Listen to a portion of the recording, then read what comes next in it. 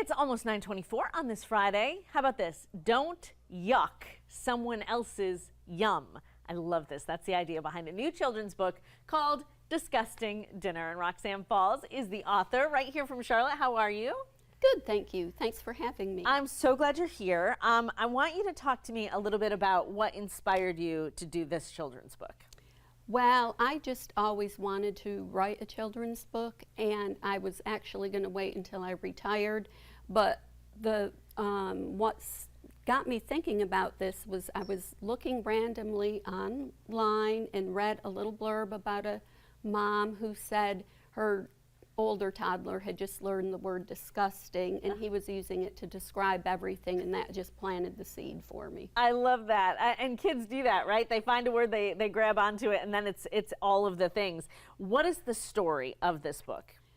It's a group of friends that go to a dinner party held at Chum the Glum's house. Chum the Glum, that's a great name. And Chum the Glum Ghoul, and he makes all kinds of dishes that are quite unsavory, and they declare them disgusting.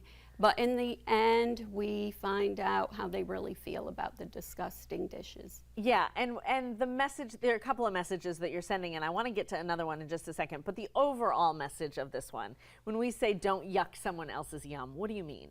I mean, what looks kind of unsavory to us might really be delicious to someone else, so let's think about that for a minute. And I think this is a good jumping board for parents to talk about that to their children. There is another piece of this book that I find so interesting. There is a character in the book that has a hearing aid and a cochlear implant, right? But it's never really addressed. It's just there. That was intentional on your part. Yes. Tell me. Once I knew I was getting the book published, I had to describe the characters for the illustrator, how I pictured them looking, each one.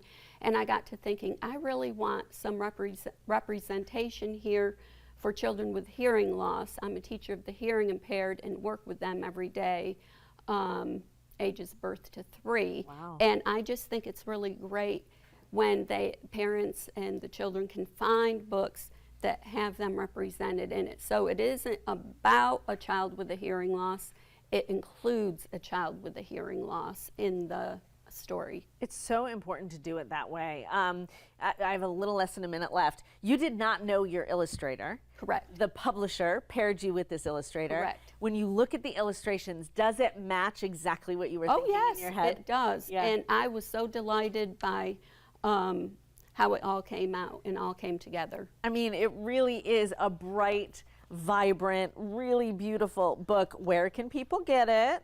People can get it at Amazon or warrenpublishing.net. All right, we're going to put all the information up on the screen. What a great message. What great messages. Is this your first book, Roxanne? Yes, it is. Are you going to do another one? I may. I might have to wait till I retire for the next one. Oh, we'll see. I don't know. It depends. We'll see how. This one's going to sell pretty fast, so you might be inspired to do another one right away. Thank you for coming to see us. Thank you so much. Congratulations. It's really beautiful. Thank you. Absolutely.